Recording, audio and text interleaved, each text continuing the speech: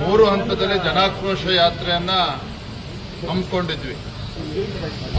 ಮೊದಲ ಹಂತದ ಜನಾಕ್ರೋಶ ಯಾತ್ರೆ ಮೈಸೂರಿನಿಂದ ಪ್ರಾರಂಭ ಆಗಿ ಮಂಡ್ಯ, ಹಾಸನ, ಮಡಿಕೇರಿ,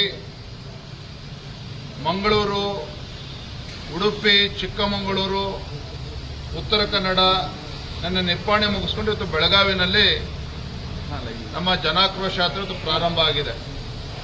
ಮೊದಲ ಹಂತದ ನಮ್ಮ ಜನಾಕ್ರೋಶ ಯಾತ್ರೆ ಪರಿಣಾಮ ಹೇಗಾಗಿದೆ ಅಂತ ಹೇಳಿದ್ರೆ, ಆಡಳಿತ ಪಕ್ಷ ಕಾಂಗ್ರೆಸ್ ಸರ್ಕಾರ ಇವತ್ತು ರಾಜ್ಯದಲ್ಲಿ ಏನಿದೆ, ಸಿದ್ದರಾಮಯ್ಯನವರ ಆದಿಯಾಗಿ ಎಲ್ಲರೂ ಕೂಡ ಬಹಳ ತಲೆ ಕೆಡಿಸ್ಕೊಂಡಿದ್ದಾರೆ.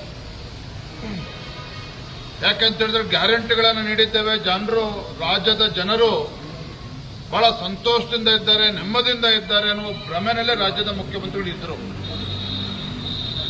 ಪಾಪ ಏನಾಗಿದೆ ಅಂತ ಹೇಳಿದ್ರೆ, ಮುಖ್ಯಮಂತ್ರಿಗಳು ಈ ಸರ್ಕಾರ ಬಂದಾಗಿನಿಂದ ಮುಖ್ಯಮಂತ್ರಿಗಳು, ಉಪಮುಖ್ಯಮಂತ್ರಿಗಳು ಮತ್ತೆ ಸಚಿವ ಸಂಪುಟದ ಸದಸ್ಯರು ಬೆಂಗಳೂರಿಗೆ ಸೀಮಿತ ಆಗಿದ್ದಾರೆ. ಇವರು ಬೆಂಗಳೂರು ಎಸಿ ರೂಮ್ನಲ್ಲಿ ಕೂತ್ಕೊಂಡು ರಾಜ್ಯ ಸುಭಿಕ್ಷವಾಗಿದೆ ಅನ್ನುವ ಭ್ರಮೆನಲ್ಲಿದ್ರು.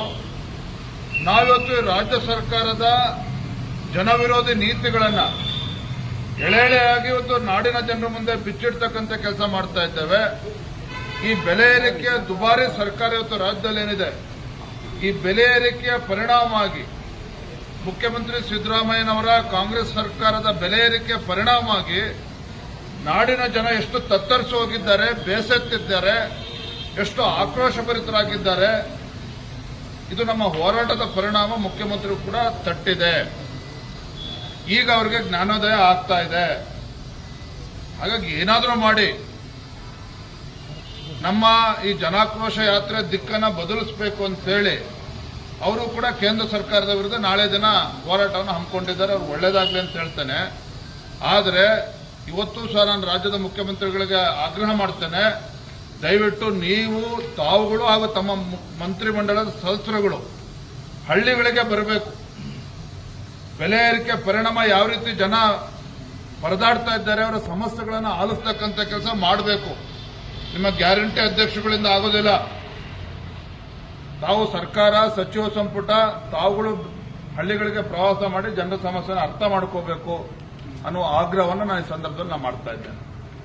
ಈಗ ಲಾರಿ ಮುಷ್ಕರ ಕೂಡ ನಡೀತಾ ಇದೆ. ಇದರಿಂದ ಸರಕು ಸಾಗಾಣಿಕೆ ಆಗಿರ್ತಿದ್ದು ಅದಕ್ಕೂ ಕೂಡ ತೊಂದರೆ ಆಗ್ತದೆ. ರಾಜ್ಯ ಸರ್ಕಾರ ಯಾವುದಕ್ಕೂ ಕೂಡ ತಲೆ ಕೆಡಿಸ್ಕೊಳ್ತಾರೆ. ಗ್ಯಾರಂಟಿಗಳಿಂದ ನಮ್ಮ ರಾಜ್ಯದಲ್ಲಿ ರಾಜ್ಯ ಸಮೃದ್ಧವಾಗಿದೆ. ಅಭಿವೃದ್ಧಿ ಕೆಲಸಗಳು ಮಾಡದೇ ಇದ್ರೂ ಪರವಾಗಿಲ್ಲ, ಶಾಸಕರಿಗೆ ಅಭಿವೃದ್ಧಿಗೆ ಹಣ ಕೊಡದೇ ಇದ್ರೂ ಪರವಾಗಿಲ್ಲ, ರಾಜ್ಯ ತುಂಬಾ ಚೆನ್ನಾಗಿದೆ. ಯಾಕೆ ಮುಖ್ಯಮಂತ್ರಿಗಳು ಸ್ವತಃ ಹೇಳಿದ್ದಾರೆ. ಮೊನ್ನೆ ಬೆಂಗಳೂರಿನ ಅಧಿವೇಶನದಲ್ಲಿ ನಮ್ಮೆಲ್ಲ ಶಾಸಕರುಗಳು ಹೋಗಿ, ಸ್ವಾಮಿ ಮುಖ್ಯಮಂತ್ರಿಗಳೇ ಅನುದಾನ ಕೊಡಿ ಅಂತ ಹೇಳಿದ್ರೆ ಗ್ಯಾರಂಟಿಗಳು ಕೊಟ್ಟಿದ್ದೇವಲ್ಲ ಅಂತ ಹೇಳ್ತಾ ಇದ್ದಾರೆ. ಇವತ್ತು ಬೆಲೆ ಏರಿಕೆ ಪರಿಣಾಮ ಏನಪ್ಪಾ ಅಂತ ಹೇಳಿದ್ರೆ, ಡೀಸೆಲ್ 5.5 ರೂಪಾಯಿ ಜಾಸ್ತಿ ಆಗಿದೆ ಇಲ್ಲಿವರೆಗೂ ಸಿದ್ದರಾಮಯ್ಯ ಸರ್ಕಾರ ಬಂದ ಮೇಲೆ. ಇದು ಜನಪರವಾಗಿರ್ತಕ್ಕಂಥ ಒಬ್ಬ ರಾಜ್ಯದ ಮುಖ್ಯಮಂತ್ರಿ ಮಾಡೋದಕ್ಕೆ ಸಾಧ್ಯನಾ?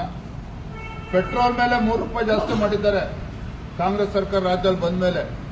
ಇದು ಜನಪರವಾಗಿರ್ತಕ್ಕಂಥ ಸರ್ಕಾರ ತೆಗೆದುಕೊಳ್ತಕ್ಕಂಥ ನಿರ್ಧಾರನ? ಹಾಲಿನ ದರ 9 ರೂಪಾಯಿ ಜಾಸ್ತಿ ಮಾಡಿದ್ರು. ಇದು ಬಡವರ ಪರವಾಗಿರ್ತಕ್ಕಂಥ ಸರ್ಕಾರ ತೆಗೆದುಕೊಳ್ತಕ್ಕಂಥ ನಿರ್ಧಾರನ? ಹಾಗಾದ್ರೆ ನೀರಿನ ಮೇಲೆ ದರವನ್ನು ಜಾಸ್ತಿ ಮಾಡಿದ್ದಾರೆ. 50ಕ್ಕೂ ಹೆಚ್ಚು ಅಗತ್ಯ ವಸ್ತುಗಳು, ಜನಸಾಮಾನ್ಯರು ಉಪಯೋಗಿಸ್ತಕ್ಕಂಥ 50ಕ್ಕೂ ಹೆಚ್ಚು ಅಗತ್ಯ ವಸ್ತುಗಳ ಮೇಲೆ ಬೆಲೆ, ಸ್ಟಾಂಪ್ ಡ್ಯೂಟಿಯಿಂದ ಹಿಡಿದು ಎಲ್ಲವೂ ಕೂಡ ಜಾಸ್ತಿ ಮಾಡಿದ್ದಾರೆ. ಹಾಗಾಗಿ ಇವತ್ತು ಸಹಜವಾಗಿಯೇ ಇವತ್ತು ಲಾರಿ ಮುಷ್ಕರನು ಕೂಡ ನಡೀತಾ ಇದೆ. ಬಡವರು ಇವತ್ತು, ಸ್ವಾಮಿ ಮುಖ್ಯಮಂತ್ರಿಗಳೇ ನಮ್ಮನ್ನು ಆತ್ಮಹತ್ಯೆ ಮಾಡ್ಕೊಳ್ಳೋದ್ರಿಂದ ನನ್ನ ಕಾಪಾಡಿ, ಯಾಕಂದ್ರೆ ಕಾಂಟ್ರಾಕ್ಟರ್ಗಳು ಆತ್ಮಹತ್ಯೆ ಮಾಡ್ಕೊಳ್ತಿದ್ದಾರೆ, ಹಣ ಬಿಡುಗಡೆ ಮಾಡ್ತಾ ಇಲ್ಲ ಅಂತೇಳಿ. ಅಧಿಕಾರಿಗಳು ಆತ್ಮಹತ್ಯೆ ಮಾಡ್ಕೊಳ್ತಾ ಇದ್ದಾರೆ.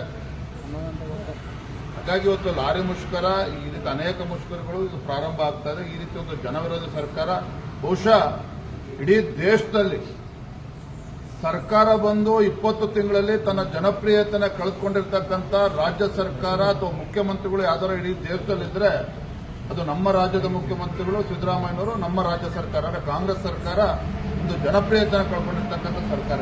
ಇಷ್ಟು ಕಡಿಮೆ ಅವಧಿಯಲ್ಲಿ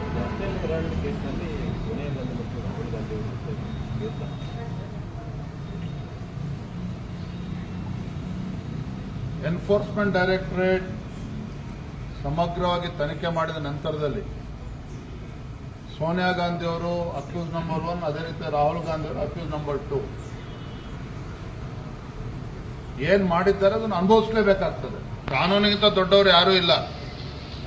ಜೋ ಕಿಯಾ ಹೈ ವೋ ಭುಗತ್ನಾ ಪಡೇಗಾ. ಹಾಗಾಗಿ ದೇಶದ ಅವರು ಉನ್ನತ ಸ್ಥಾನದಲ್ಲಿದ್ದವರು ಅಂತೇಳಿ ಅವರು ಪ್ರತ್ಯೇಕ ಕಾನೂನು ಬರೋದಕ್ಕೆ ಸಾಧ್ಯ ಇಲ್ಲ. ತಪ್ಪು ಮಾಡಿದ್ಮೇಲೆ ಅದನ್ನು ಅನುಭವಿಸಬೇಕಾಗ್ತದೆ, ಎದುರಿಸಬೇಕಾಗ್ತದೆ.